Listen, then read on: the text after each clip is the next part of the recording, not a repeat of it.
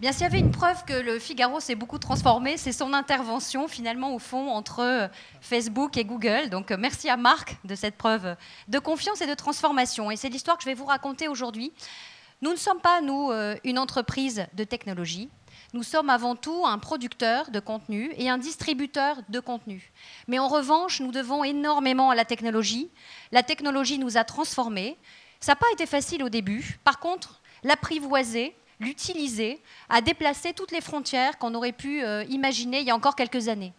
En 10 ans, nous sommes finalement au fond passés d'un média d'opinion à une grande plateforme de contenus qui sont devenus audiovisuels, qui sont devenus partageables, qui sont devenus totalement liquides et accessibles partout et par tous. Google 20 minutes. Alors, c'est par là. Voilà. Notre matière première, ça n'est pas la technologie, vous l'avez compris, c'est le contenu. Ce contenu, aujourd'hui, tout le monde en parle, parce qu'au fond, finalement, tout le monde peut fabriquer du contenu, à commencer par nous. Le problème n'est pas de savoir si on peut fabriquer du contenu, le problème est de savoir si, en fait, notre contenu est intéressant.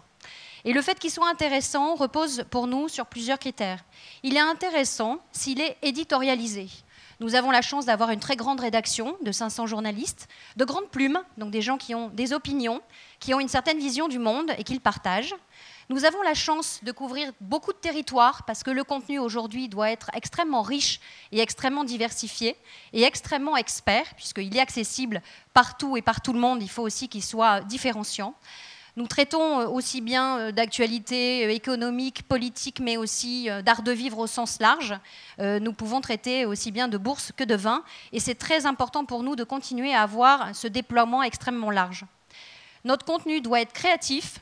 Pourquoi ? Parce qu'il y a quelque chose qui doit absolument et tout le temps créer. C'est de l'inspiration, c'est du lien, c'est de la relation. C'est aussi du partage. Il faut qu'il fasse parler. Il faut que nous puissions créer le buzz. Je vous donne juste un chiffre. Aujourd'hui, il y a plus de 2100 citations de la marque Figaro par mois dans tous les autres médias qui ne sont pas des médias natifs de la presse. Et puis, bien évidemment, aujourd'hui, il n'y a pas de contenu qui ne puisse être multicanal. En tout cas, dans le temps, il se doit de pouvoir être accessible partout. Mais le contenu n'est pas tout. Et nous nous posons souvent la même question, j'imagine que vous, mais au fond, est-ce qu'on peut tout diversifier ? Est-ce qu'on peut créer n'importe quel type de contenu ? Est-ce qu'il n'y a pas quelque chose qui doit nous guider et nous guider dans le temps ?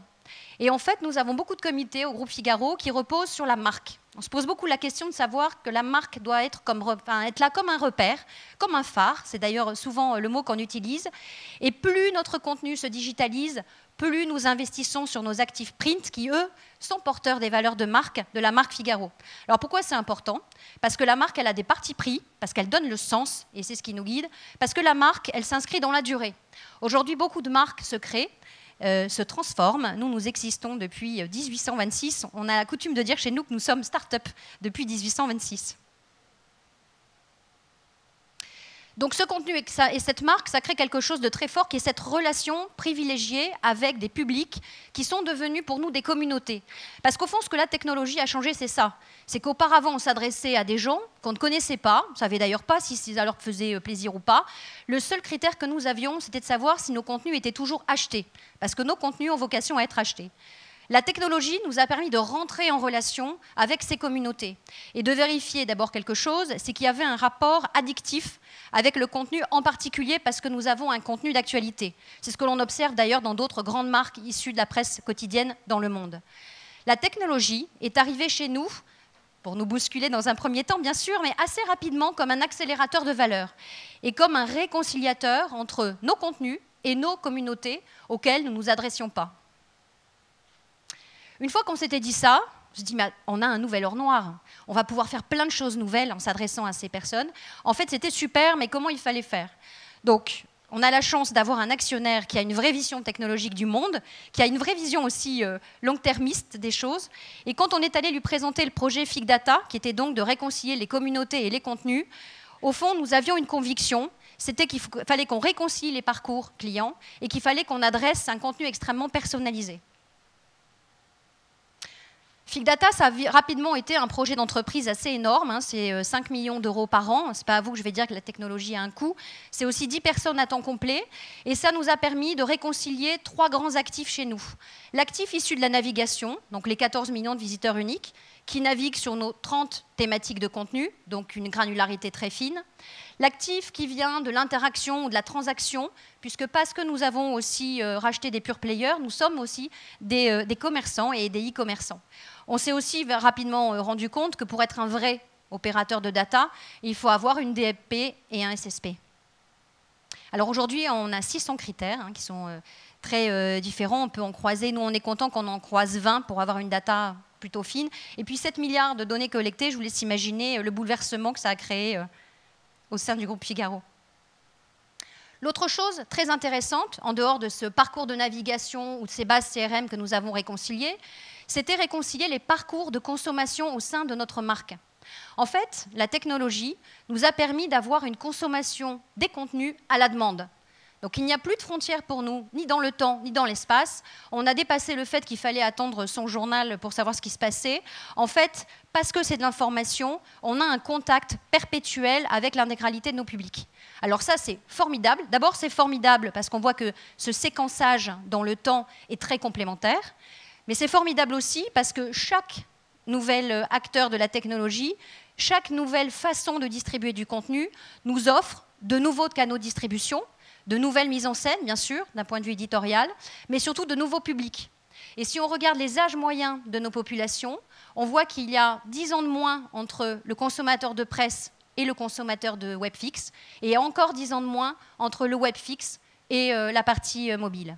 L'autre intérêt pour nous, c'est que l'arrivée de la montre connectée est là aussi un nouveau territoire d'expression, un nouveau laboratoire et de nouveaux publics.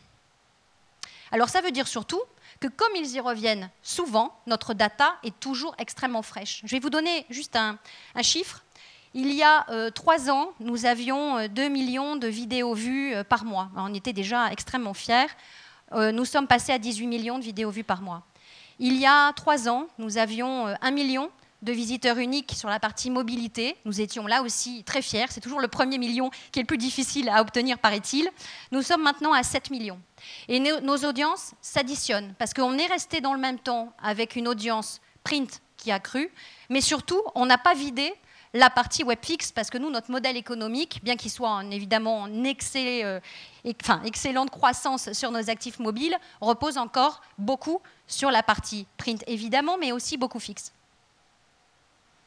Alors, qu'est-ce qu'on fait de tout ça?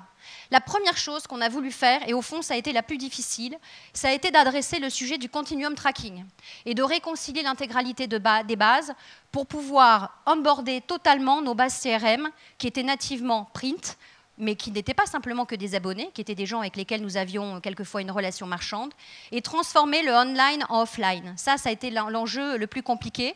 Aujourd'hui, on est capable de réconcilier l'intégralité des parcours et donc d'avoir un maillage extrêmement fin et surtout de croiser ce maillage de parcours avec un maillage de contenu.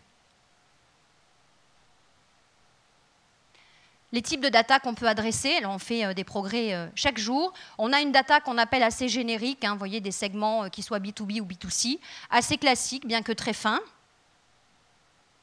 Mais surtout, on a basculé dans la data sur mesure. Et l'intérêt, c'est surtout de travailler à partir de vos mots-clés, en général d'ailleurs des mots-clés Google, qui ont fait leurs preuves, et aussi d'aller taguer vos sites pour pouvoir retrouver par les logiques de jumeaux statistiques tous les profils qui peuvent ressembler sur le nôtre. La deuxième chose que l'on fait, c'est que cette data, elle nous permet de driver du public dans le monde réel. On croit beaucoup, nous, à la jonction entre le monde virtuel et le monde réel. On n'aurait jamais pu relancer notre Cross Figaro avec 8000 inscrits dès le premier relancement si on n'avait pas fait ce travail d'abord sur nos propres actifs. On fait beaucoup d'opérations aussi pour les commerçants et pour le retail, pour avoir du monde dans les boutiques. Autre façon de travailler, plugger la data et le contenu. En fait, nous, on ne croit pas que la data est un Graal en soi, on croit surtout que c'est ce qu'on en fait qui est très intéressant. Et nous, notre métier, c'est de produire du contenu. Donc, à partir de ce mariage et finalement de la DCO de contenu avec de la publicité, on arrive à adresser des sujets extrêmement fins et surtout à intéresser les gens et surtout à s'engager sur des KPI. Alors, des KPI de visite, des KPI de téléchargement ou des KPI de e-commerce avec Mercure où on est dans la géolocalisation et le booking. L'autre chose que l'on a maintenant apprivoisé, c'est tout justement le domaine du prédictif. C'était quelque chose qu'on ne savait pas faire au début. Assez vite, on s'est rendu compte qu'il fallait y aller. Donc, on a pris l'exemple de Bazar Chic parce que là, on est entre une campagne, on voit qu'on a 43% de taux de clics additionnels entre une campagne classique de retargeting et avec le prédictif, mais on passe surtout d'un rapport de 1 à 10 entre une bannière normale et le retargeting prédictif. En fait, on est dans un modèle intelligent, un modèle aussi de machine learning, un modèle de nouvelles technologies. L'autre chose que l'on a rapidement compris, c'est que certes, 14 millions c'est beaucoup, 7 millions de mobilité c'est beaucoup, mais en fait c'est très peu. Et ce n'est pas suffisant pour atteindre des niveaux de couverture et de répétition dont vous pouviez avoir besoin. Donc maintenant, ce que l'on sait faire, c'est utiliser la granularité de notre data et sa richesse pour aller amplifier ces campagnes à l'extérieur de nos sites. On s'est rendu compte aussi qu'au-delà de cette maximisation de couverture et de répétition, ça permettait de faire baisser les coûts d'acquisition globaux de la campagne. Et enfin, évidemment, pour nous, grande marque média, grande marque de contenu, c'est clé. Le brand safety, on assure à nos clients d'être toujours dans un contexte éditorial de grande qualité, puisqu'on a vu que c'est très important. Enfin, j'étais très heureuse tout à l'heure qu'on puisse citer le fait que la presse était le troisième vecteur justement d'intention d'achat et de recommandation après la famille et les amis. Donc, il faut être à la hauteur de la promesse et surtout ne jamais décevoir. Alors, on m'a demandé, mais au fond, qu'est-ce que ça fait la technologie quand on est un groupe média? D'abord, qu'est-ce que nous, on en fait? Parce qu'au fond, c'est la bonne question. Ce qu'on en fait à chaque fois, c'est déjà, on essaye de comprendre est-ce que cette nouvelle technologie est pour nous ou pas, et qu'est-ce que ça va nous apporter ou pas. Ça, c'est très important parce que tout est toujours extrêmement intéressant. Maintenant, tout n'est pas toujours extrêmement efficace, en tout cas nous concernant. La deuxième chose, c'est qu'on se jette en général à corps perdu. On est convaincu que si on veut savoir nager, il faut se jeter dans la piscine. C'est toujours trop tôt, mais par contre, il n'y a que comme ça qu'on y arrive. Donc ça, comme on le fait depuis très longtemps, maintenant, on n'a plus peur. Et puis la troisième chose, c'est qu'on transforme. On transforme beaucoup, beaucoup l'entreprise. La technologie, pour nous, est une obligation de réinvention permanente de notre métier, de réinvention permanente aussi des compétences. Donc, on passe pas mal de temps à attirer ces compétences qui sont clés pour nous. Alors, la vraie question, au fond, c'est la conviction que l'on a sur la donnée du marketing. Est-ce qu'on va passer d'un marketing de l'homme à un marketing de la machine? Moi, je crois beaucoup au marketing de l'homme. J'écoute beaucoup ce que nous disent parmi nos plus grands annonceurs. Nous avons la chance d'avoir les annonceurs du marché du luxe qui s'exportent avec beaucoup de brio. Et qu'est-ce qu'on apprend d'eux? On apprend d'eux que l'innovation est clé, bien évidemment, que le désir est clé, que le savoir-faire est clé, que l'excellence est clé. Et je crois qu'au fond, ce qui est clé, c'est la créativité. Il faut qu'elle s'exprime dans chacun de nos métiers. Merci.